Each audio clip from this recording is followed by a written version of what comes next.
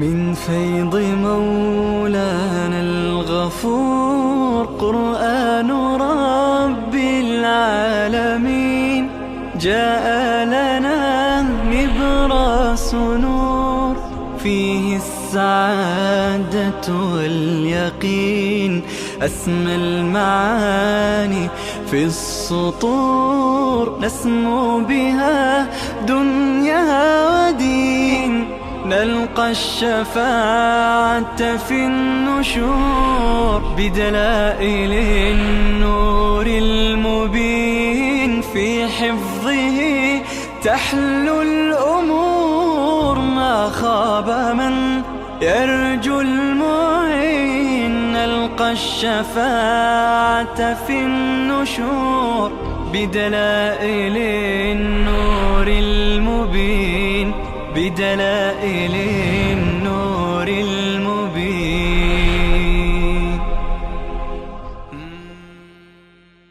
أعوذ بالله من الشيطان الرجيم.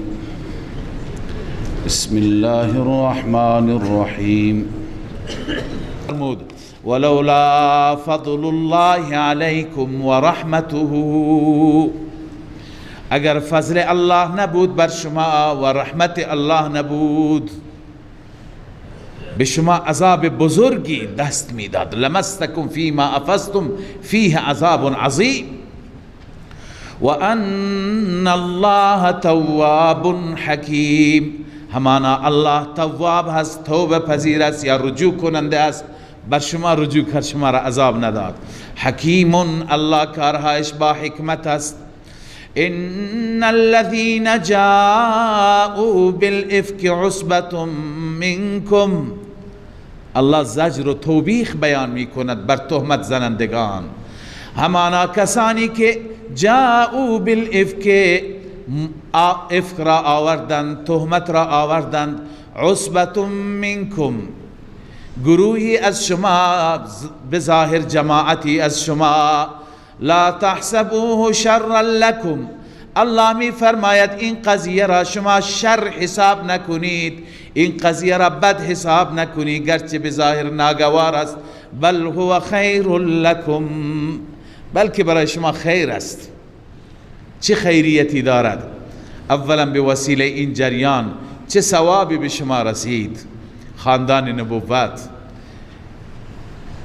بل هو خیر لكم لاکتسابكم به الثواب العظیم، به وسیله این ثواب عظیم کسب کردید. و ظهور کرامتكم علی الله عز وجل، کرامت شما بر الله ظاهر شد، بزرگی شما، الله بزرگی شما را ظاهر کرد، ببخشید بزرگی و کرامت شما را ظاهر کرد به انزال 18 آیه فی نزاحت ساحتكم.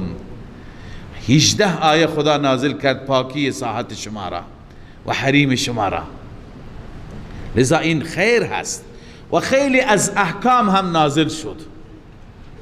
به خاطر همین الله می فرماید لکل امرئ منهم ما اکتسب من الاثم، برای هر مردی از اینها هست آنچه که کسب کرده از گناه، یعنی اینهایی که تهمت زدند، برای هر یک همون ضرب شلاق ها را بزنید، 80 جلدتا. والذی تولی کبره منهم له عذاب عظیم، اما اونی که متولی بخش اعظم این تهمت است، متولی بخش اعظمش عبدالله ابن ابی بود، یعنی کار او بود. والاقرب في الرواية ان المراد به عبدالله بن ابی بن سلول، مراد عبدالله بن ابی بن سلول است. فانه كان منافقا يطلب ما يكون قدحا في الرسول، منافق بود و میخواست ضربه‌ای و عیبی و ایرادی در رسول الله ایجاد کند. بقیه تابع او بودند، بقیه فریب خورده او بودند. الله می فرماید والذی تولی کبره، اونی که متولی بخش اعظم این جریان بود، منهم از آنها، له عذاب عظیم، برای او علاوه از این حد قذف، علاوه از حد تهمتی که شما او را شلاق زدید. علاوه از این برای او عذاب عظیم است، یعنی عذاب جهنم هست. عذاب جهنم در انتظارش هست. لولا اذ سمعتموه ظن المؤمنون والمؤمنات بانفسهم خیرا. بازم سرزنش. الله می فرماید چرا زمانی که شما این را شنیدید، چرا مؤمنین و مؤمنات، مردان و مؤمن و زنان مؤمن نسبت به خودشان ظن خیر نداشتند؟ چرا بدگمان بودند؟ چرا بعضی ها باور کردند؟ چرا بعضی ها همراهی کردند؟ چرا نگفتند وقالوا هذا افک مبین؟ چرا نگفتند هذا افک مبین؟ این افک و تهمت آشکاری هست. الله سرزنش می کند، توبیخ می کند مسلمانان را. فقط عمر رضی الله تعالی عنه بود که گفت هذا افک مبین، هذا بهتان عظیم. چرا بقیه نگفتند؟ الله می فرماید لولا جاءوا علیه باربعه شهداء. اونهایی که تهمت زدند چرا 4 گواه نیاوردند؟ فاذ لم یأتوا بالشهداء فاولئک عند الله هم الكاذبون. الله می فرماید اگر 4 گواه نیاورند اینها نزد الله کاذبون هستند. کاذبند، دروغ گویانند، دروغگوییشون ثابت شد. ولولا فضل الله علیکم و رحمته فی الدنیا والآخرة. لولا فضل الله اول خواندیم، اونجا جزایش ذکر نشد، اینجا جزایش ذکر، اعاده لبعد العهد است. الله می فرماید اگر فضل الله نبود بر شما و رحمتش، خدا بر شما هم فضل کرد هم رحمت کرد، فی الدنیا والآخرة، هم در دنیا هم در آخرت. در دنیا فضل کرد که به شما مهلت توبه داد، شما را عذاب نداد. حرف کوچکی نبود، باید همه عذاب می گرفتند ولی خدا عذاب نداد. والآخرت، در آخرت بر شما فضل کرد، توبه شما را قبول کرد. شما کوتاهی کردید در رابطه با این موضوع. رسول الله نمیتونست چیزی بگه، اهل بیت رسول الله بود، حریم و ناموس رسول الله بود، شما بقیه چرا؟ لذا باز هم چون الان توبه کردید، در آخرت هم الله فضل کرد با قبولیت توبه. اگر فضل و رحمت نبود لمسکم فیما افضتم فیه عذاب عظیم. می رسید به شما در آنچه که شما فرو رفتید. فیما افضتم فیه، در آن موضوعی که شما داخل اون موضوع شدید، وارد شدید، به شما می رسید عذاب عظیم، عذاب بزرگ، عذابی بس بزرگ به شما می رسید. اما الله عزوجل شما را عذاب نداد، الله بر شما لطف کرد. اذ تلقونه بألسنتكم، باز هم توبیخ، همش سرزنشه، حرف معمولی نبود. زمانی که اون را شما به زبان خودتان دریافت کردید، یعنی زبان به زبان، و تقولون بافواهکم، و با دهن می گفتید ما لیس لکم به علم، با دهن می گفتید اون چیزی را که علمش را نداشتید. و تحسبونه هینا، الله می فرماید این جریان را شما بسیار آسان می دانستید، فکر می کردی گناهی برای شما نیست، در حالی که این موضوع معمولی از نظر الله نبود. و هو عند الله عظیم، این جریان نزد الله جریان بسیار بزرگی بود، خیلی سنگین، خیلی بزرگ، معمولی نیست که شما اینطور میپندارید که هیچ گناهی برای شما نیست. بازم الله زجر و توبیخ سوم یا چهارم، الله میفرماید وقتی که شما شنیدید چرا نگفتید این بهتان است؟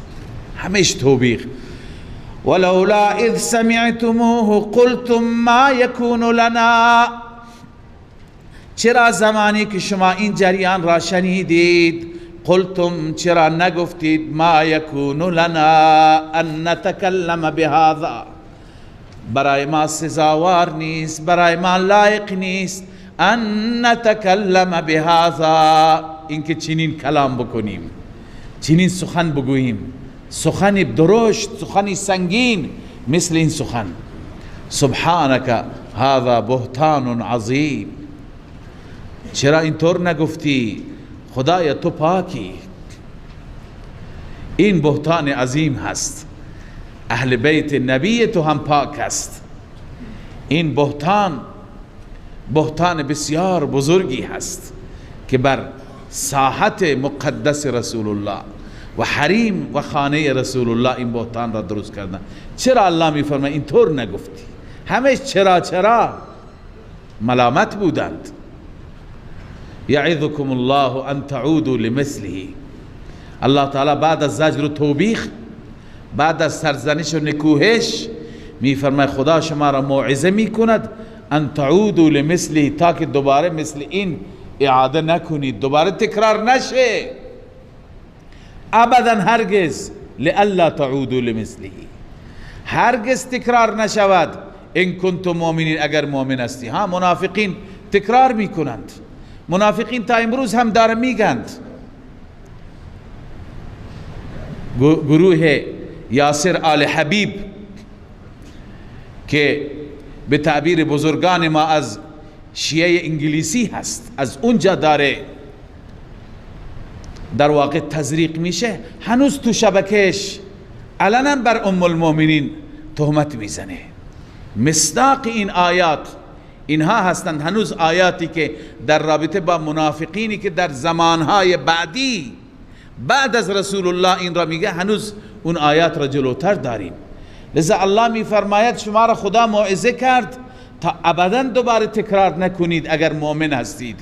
اگر منافقید که منافق میگه و یبین الله لكم الآیات، بعد از نزول براءت الله برای شما آیات را بیان میکند.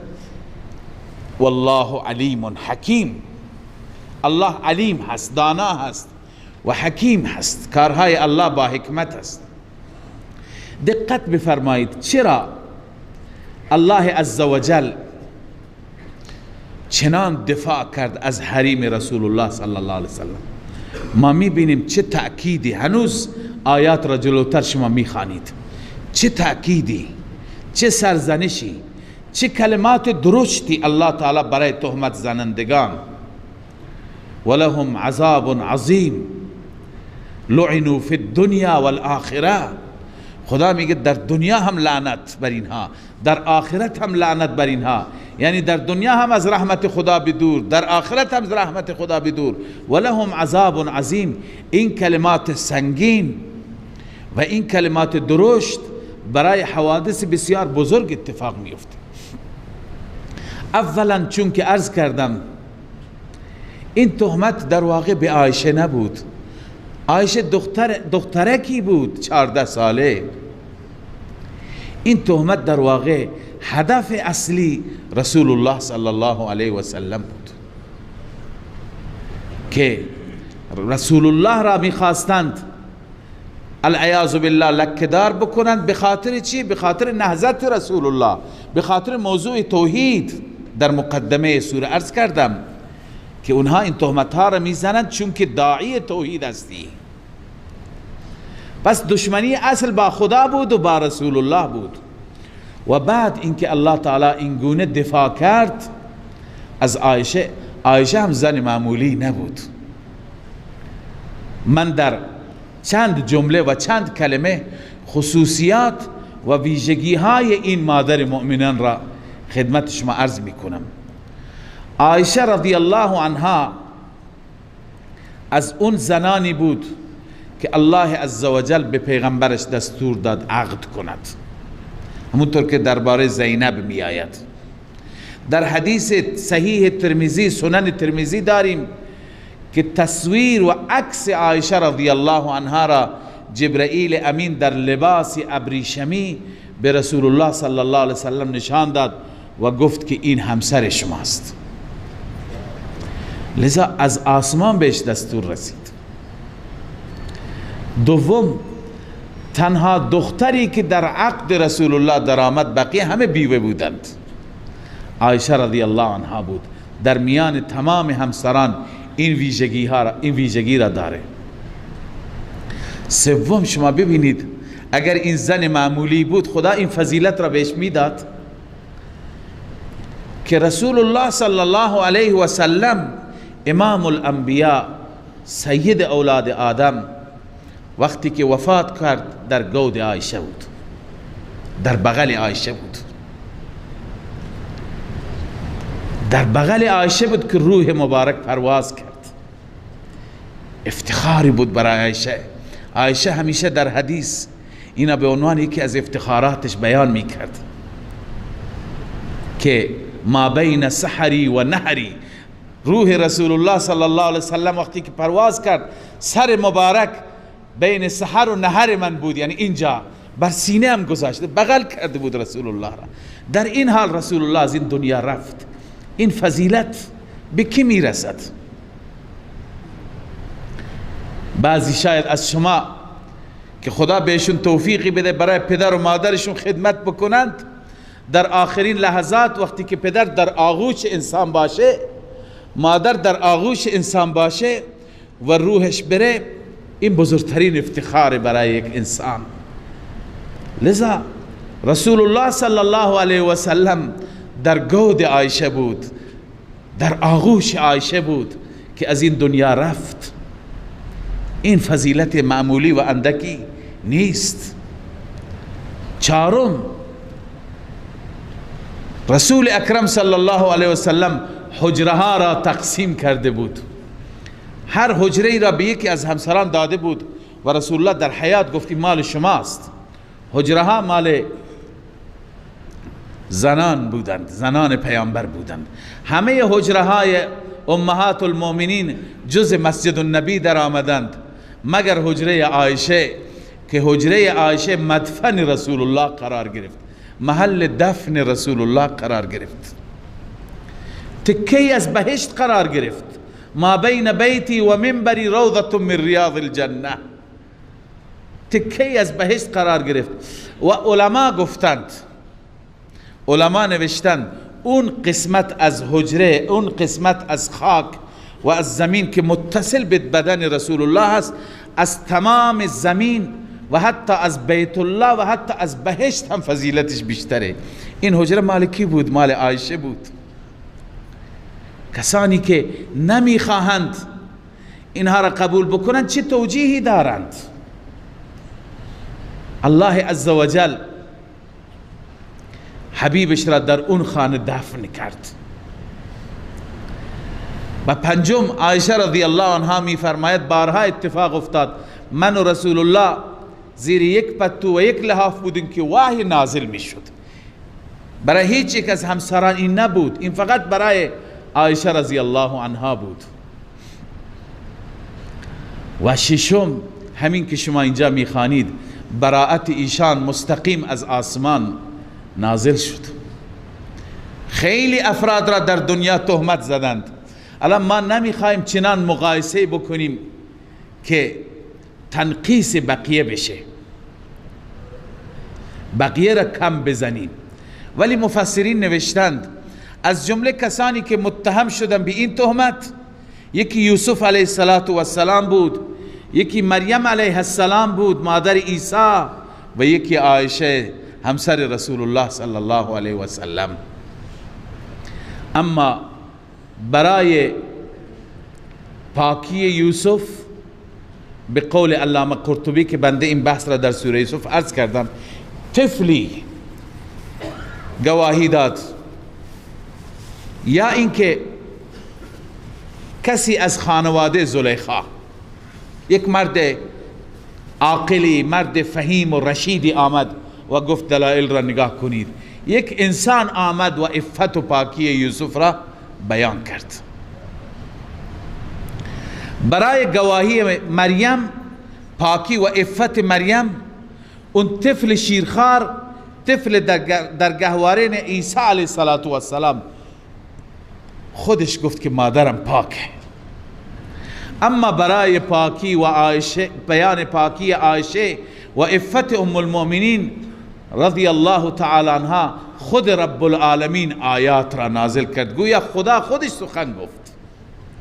این فضیلت معمولی نیست. چه کار میکنند مخالفین؟ چه توجیهی دارند؟ و هفتم عایشه بنت صدیق هست، خلیفه رسول الله صلی الله علیه و سلم، صدیقی که افضل امت بعد از انبیا هست، بهترین امت هست، صدیقی که در قرآن چند جا ذکرش آمده، صدیقی که صحابیتش در سوره توبه شما خواندید، اذ یقول لصاحبه، صدیقی که شما در سوره واللیل خواندید الله عزوجل او را اتقا نامید و سیجنبها الاتقا، متقی ترین انسان، صدیقی که تمام عمرش در خدمت رسول الله بود، مال و جان را فدا کرد، کسی که رسول الله اعلام کرد من همه را، هر کسی که به من احسان کرد پاسخ دادم بغیر از این مرد. اینه مگه خدا جواب احساناتش را بده؟ من نمیتونم. عایشه دختری اون صدیق بود. و هشتمین فقاهت و علم عایشه، بعضی میگن 1/3 علوم، بعضی میگن نصف علوم از عایشه روایت شده. فهمی داشت این مادر مؤمنان و چنان علم و درک و درایتی داشت که صحابه بزرگ کم می آوردند.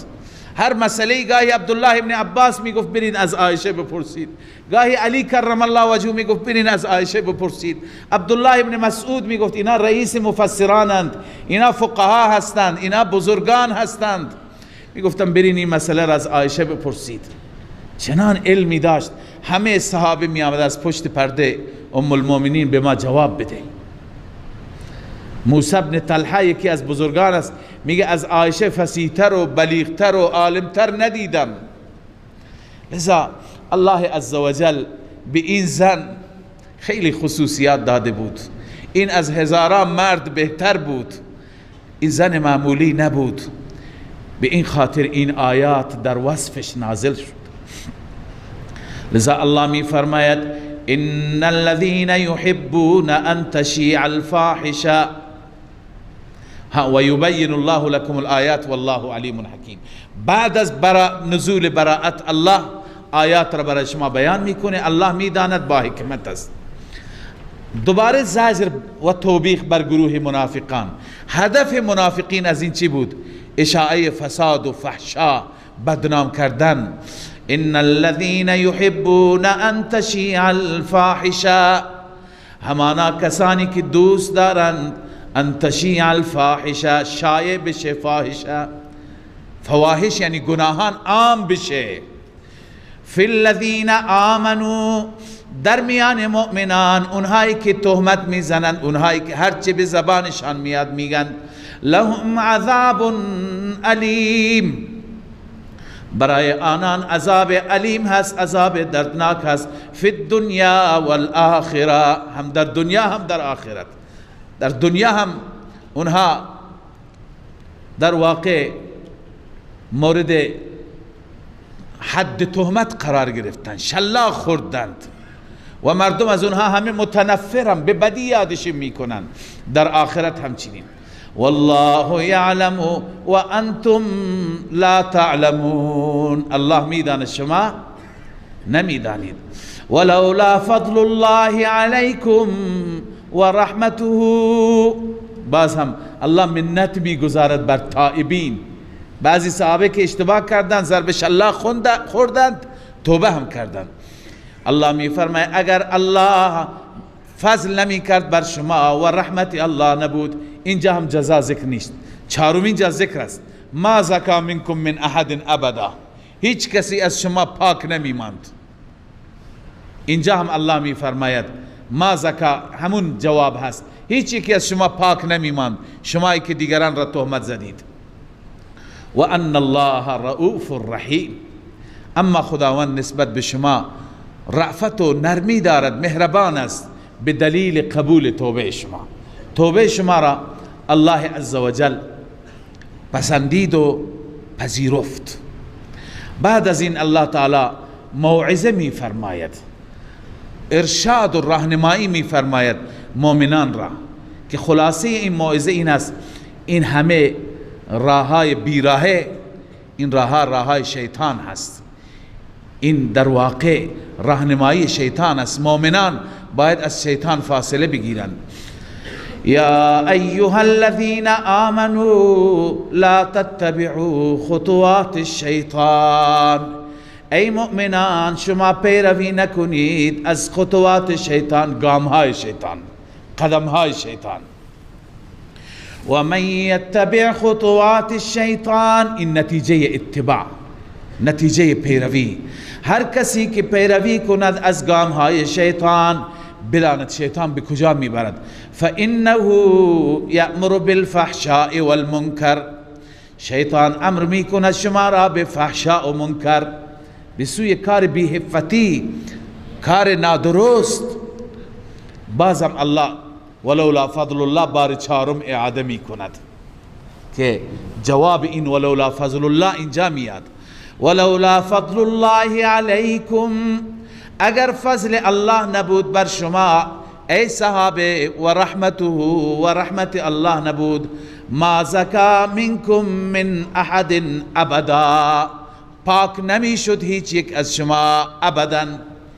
ولی الله عزوجل بر شما فضل کرد، توبه شما را قبول کرد، شما را پاک کرد.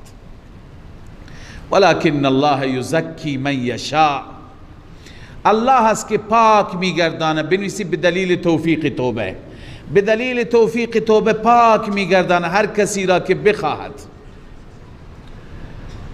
هر کسی را که الله بخواهد.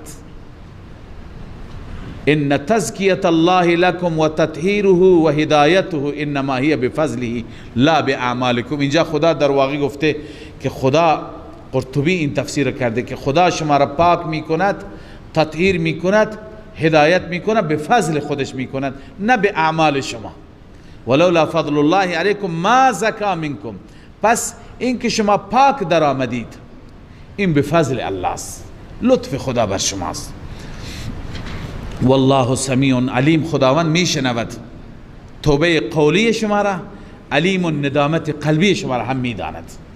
اونایی که با دهان توبه کردن زبان هم خدا شنیده، اونایی که در دل توبه کردن هم خدا میداند. ولا یأتل اولو الفضل منکم، عرض کردم یکی از تهمت زنندگان حضرت مصطح بود، یک صحابی فقیری بود و پسر عمه حضرت ابوبکر صدیق بود، اما بسیار نادار بود. مصطح فقیر بود، طوری بود که حضرت ابوبکر رضی الله تعالی عنه ماهیانه به شهریه میداد، یا ماهیانه یا طبق عرف اون وقت مرتب جیرهش را میداد. وقتی که مصطح آمد، مصطحی که نمک پرورده ابوبکر صدیق بود، بر علیه دخت ابوبکر این تهمت بزرگ را همراهی کرد. ابوبکر اول چیزی نگفت، اما بعد از اینکه عفت عایشه رضی الله عنها و پاکی عایشه اعلام شد، ابوبکر و رسول الله و همگان فهمیدند که این تهمت زنندگان هیچ دلیلی نداشتن، فقط غرض و مرض بود. بعضی ها غرض و مرض، بعضی ها فریب. مصطح و حسان فریب خوردند و حمنه.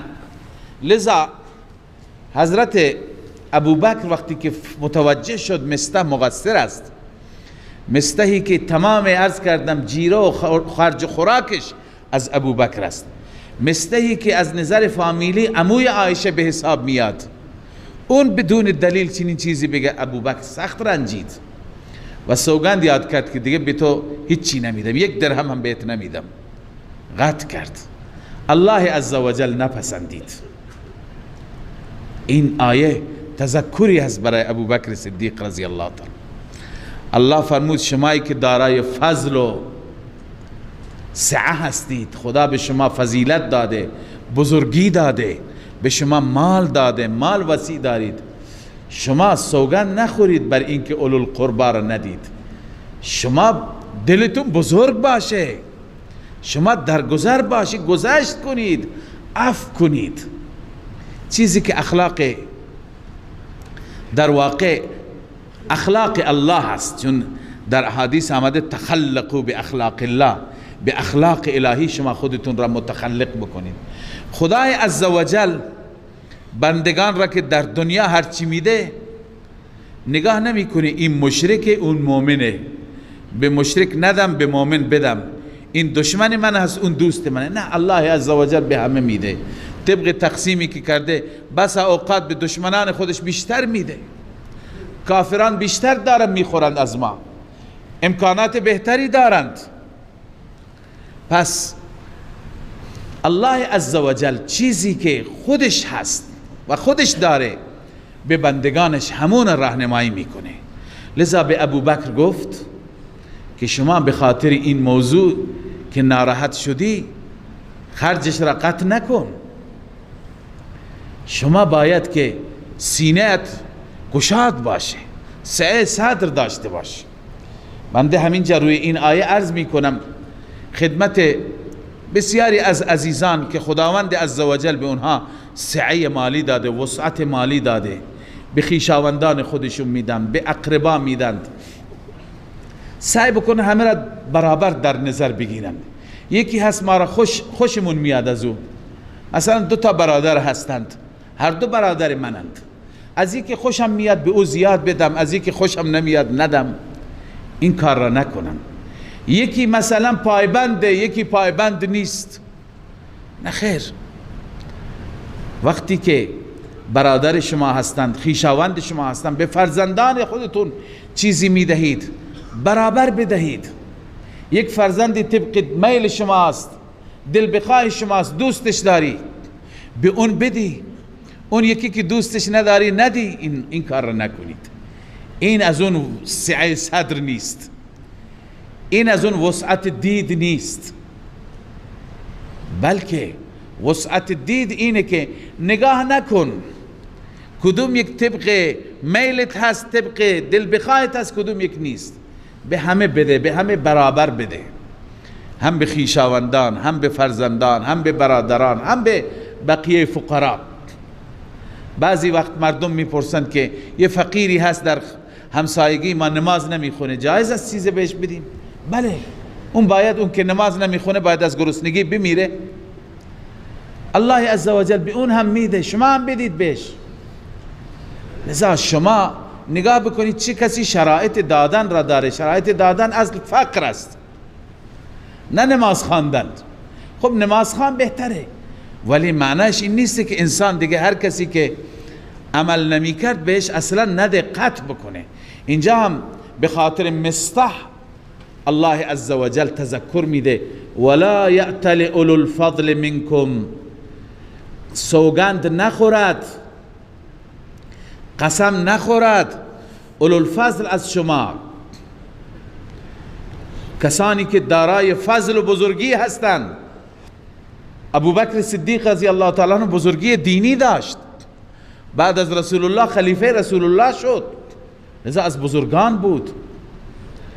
و سعت، اونهایی که الله تعالی به اونها سعه داده، سعه یعنی وسعت مالی، فراخی مالی، اونها سوگند نخورند به این که ان یؤتوا اولی القربا، به خویشاوندان بدند، یعنی ندن. منظور سوگند خورده که سوگند نخوره که بده، چنین سوگندی نخورد که بده به خویشاوندان، به مساکین، به مهاجرین فی سبیل الله.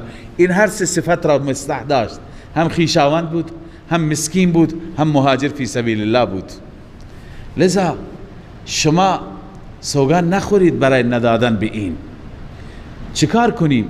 ولیعفو ولیصفحوا، باید عفو کنند، باید در گذر باشند. سبحان الله، گذشت چه چیز جالب و زیبایی هست. ولیعفو بنویس استه دل، ولیصفحوا با زبان، یعنی هم استه دل ببخشید، هم با زبان ببخشید. باز خدای عزوجل ترغیب داده، تو که نمی بخشی، گرچه مفهوم این آیه نیست، مفهوم مخالفش هست. ما خودمون را میگیم، ما که نمی بخشیم هم دیگر را، چگونه انتظار داریم خدا ما را ببخشه؟ الله عیناً همین سوال را میکنه الا تحبون ان یغفر الله لكم، آیا دوست ندارید خدا شما را ببخشد؟ دوست داری؟ پس تو هم ببخش. الا تحبون ان یغفر الله لكم، آیا شما دوست ندارید اینکه الله شما را ببخشد؟ والله غفور رحیم، الله بخشاینده و مهربان است. وقتی که این آیه نازل شد الا تحبون ان یغفر الله لكم، در حدیث بخاری و مسلم آمده ابو بکر گفت والله انی احب ان یغفر الله لی، والله انی احب ان یغفر الله لی، قسم به خدا، سوگند به ذات جلاله، دوست دارم خدا منو ببخش. و در روح المانی آمده بلا والله یا ربنا انا لنحب ان تغفر لنا، رب من، پروردگار من، سوگند به ذات تو، دوست دارم مرا ببخشی. پس ابوبکر فوراً جواب مثبت داد، فوراً اجابت کرد و بعد از اون جیرش را ادامه داد و از مستح درگذر کرد. لذا الله فرمود الا تحبون ان یغفر الله لكم والله غفور رحیم، خداوند بخشاینده و مهربان است. ان الذين يرمون المحصنات الغافلات المؤمنات، سبحان الله، باز هم زجر و توبیخ، اما این بار همراه با تخویف اخروی. عذاب آخرت تهمت زنندگان را الله بیان می فرماید. ان الذين يرمون المحصنات الغافلات المؤمنات، این صفات عایشه هستند. همانا کسانی که یرمون المحصنات، تهمت میزنند زنهای پاک دامن را. ببین پاک دامنی از جانب الله تایید شد، هر کس قبول نکند آیه قرآن را قبول نکرده. الغافلات، اونهایی که غافل و بیخبر هستند، از این تهمت بیخبره، نمیدونه برای من تهمت زدند. المؤمنات، اونهایی که مؤمنه هستند، برای ایمان الله گواهی داد. چه فضیلتی بالاتر از این فضیلت میتونه باشه؟ لعنوا فی الدنیا والآخرة، این تهمت زنندگان مورد لعن قرار گرفتن در دنیا و آخرت. ببینید این بار چندم هست. قبلا هم الله تعالی فرمود ان الذين يحبون ان تشيع الفاحشه لهم عذاب علیم فی الدنیا والآخرة. باز هم گفت آیا این تکرار نیست؟ این همه تکرار. بعضی از مفسران تفکیک کردند. چگونه تفکیک کردند؟ گفتند که اون اولی که گذشت اون مربوط به اون تهمت زنندگانی هست که قبل از اینکه عفت عایشه بیان بشه، قبل از اینکه آیات الهی نازل بشه تهمت زدند. این آیه در رابطه با اونهایی هست که با وجودی که آیات نازل شده باز هم میگن. منظور اینجا کی است؟ منافقین. اونهایی که با وجود نزول آیات هنوز همین اعتقاد را دارند، همین باور را دارند.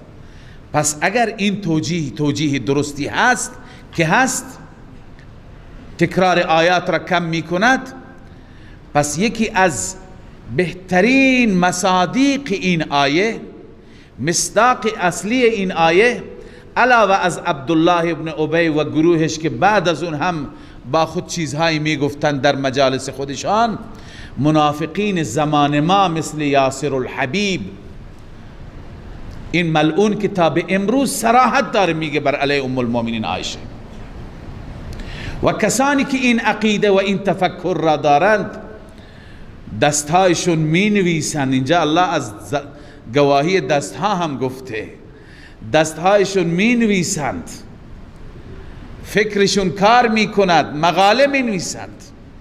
لذا الله می فرماید اینها همه مورد لعنت. ببینید آیات را، الله عزوجل عالم الغیب هست، عالم بما کان و بما یکون است.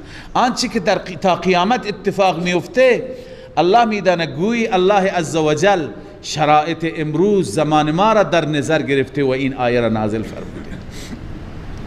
الله می فرماید اینهایی که تهمت میزنند زنهای پاک دامن را، زنهای غافل بی خبر را، زنهای مؤمن را، لعنوا فی الدنیا والآخره، ملعون شدند، مورد لعنت قرار گرفتند در دنیا و آخرت. ولهم عذاب عظیم، برای اینها عذاب عظیم هست، عذاب بس بزرگ که کیفیتش را الله میداند. این عذاب کی هست؟ مدت و زمان عذاب. یوم تشهد علیهم، این متعلق لعنو هست، مورد لعنت و نفرین در آن روز، در آن روزی که تشهد علیهم السنتهم، روزی که زبان خودشان بر علیه خودشان سخن میگوید، و ایدیهم، دستهای خودشان بر علیه خودشان گواهی میدهد. عرض کردم دستهایی که نوشتند، دستهایی که خیانت و جنایت کردند، اینها بر علیه خودشان گواهی میدهند.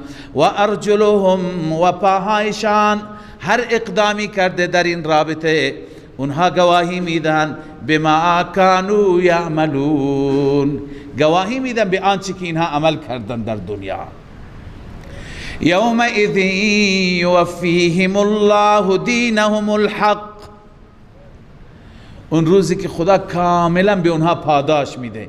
دین به معنی جزا هست، دینهم الحق یعنی جزای واقعی اونها را، کیفر واقعی اونها را الله بهشون میده. اون روز به عذاب خدا گرفتار میشوند.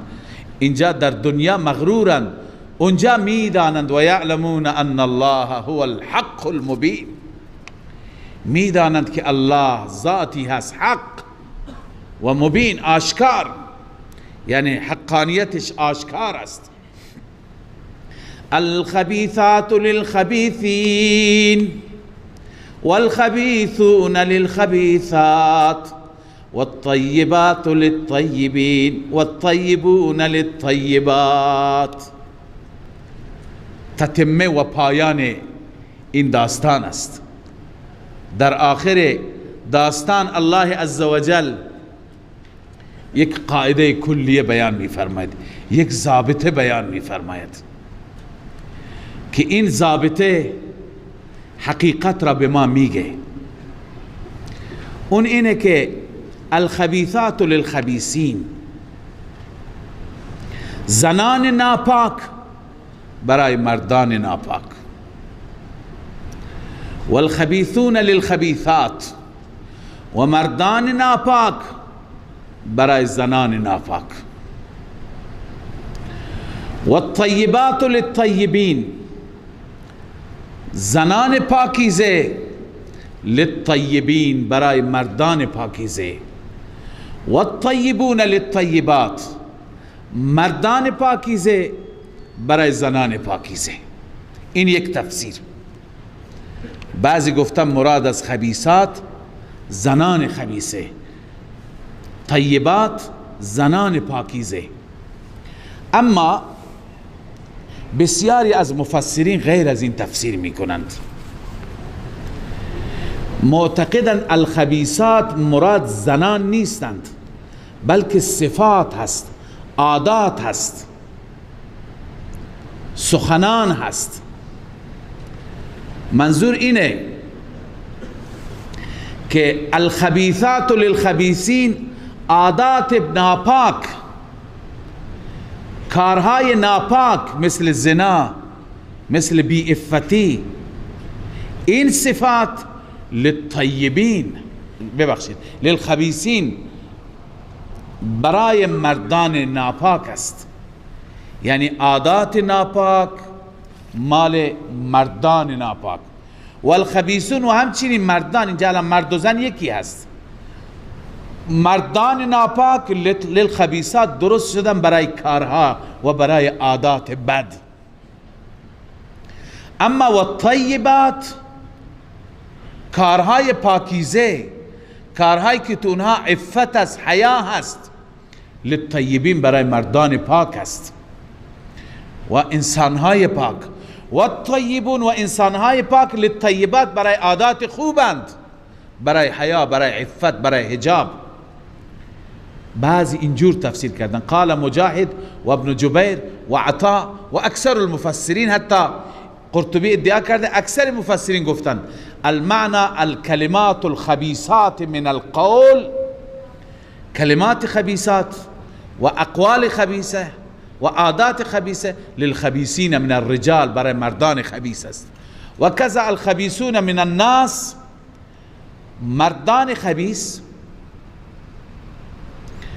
للخبیثات من القول، برای اقوال خبیث. به این معنا که این اقوال ناشایست را، یعنی تهمت را، مردان خبیث میگویند، یعنی مثل عبدالله ابن ابی منافقان میگویند. به این معنا هست. و عادتهای بد و کلمات خوب را، کلمات خوب مثلا در این جریان چی بود؟ کلمه حضرت عمر بود سبحانك هذا بهتان عظیم. این کلمات را مردان پاک میگویند. به این معنی هست. اما توجیه دوم، همون که توجیه اول قبلا عرض کردم، یعنی کأن تعالی یبین، الله تعالی بیان میکنه ان الطیبات من النساء، زنان پاک للطیبین من الرجال، برای مردان پاک، یعنی عایشه پاک برای رسول الله صلی الله علیه وسلم الله انتخاب میکند. ولا احد اطیب ولا اطهر من الرسول صلی الله علیه وسلم، هیچ انسانی اطیب و اطهر و پاکتر از رسول الله وجود ندارد. فازواجه اذن لا يجوز ان یکفى الا الطیبات، پس همسران رسول الله هم کف نمیشوند. هیچ کسی کف رسول الله نمیشه مگر طیبات کفش میشند، پاکیزگان مثل عایشه، مثل خدیجه، مثل حفصه، اینها هستند. لذا بعد از اینکه الله این را فرمود، در پایان این جریان میفرماید اولئک مبرؤون مما یقولون، این افراد پاکند. اولئک یعنی هم عایشه هم صفوان، به اون صحابی مظلوم هم تهمت خورد، اونها پاک هستند. مما یقولون، از آنچه که این منافقان میگویند، اینا پاکند، بدورند. اما اینهایی که این تهمت بهشون زده شد و تحمل کردن، لهم مغفرت و اجر عظیم و رزق کریم، برای اینها مغفرت هست و رزق کریم هست، رزق معزز هست. الله عزوجل به اینها رزق معزز میده در بهشت، در قیامت، و مغفرت، که این چنین تهمتی بر اینها از طرف منافقین وارد شد. صدق الله مولانا العظيم. من فيض مولانا الغفور قرآن رب العالمين، جاء لنا نبراس نور فيه السعادة واليقين، أسمى المعاني في السطور، نسمو بها دنيا ودين، نلقى الشفاعة في النشور بدلائل النور المبين، في حفظه تحلو الأمور، ما خاب من يرجو المعين، نلقى الشفاعة في النشور بدلائل النور المبين، بدلائل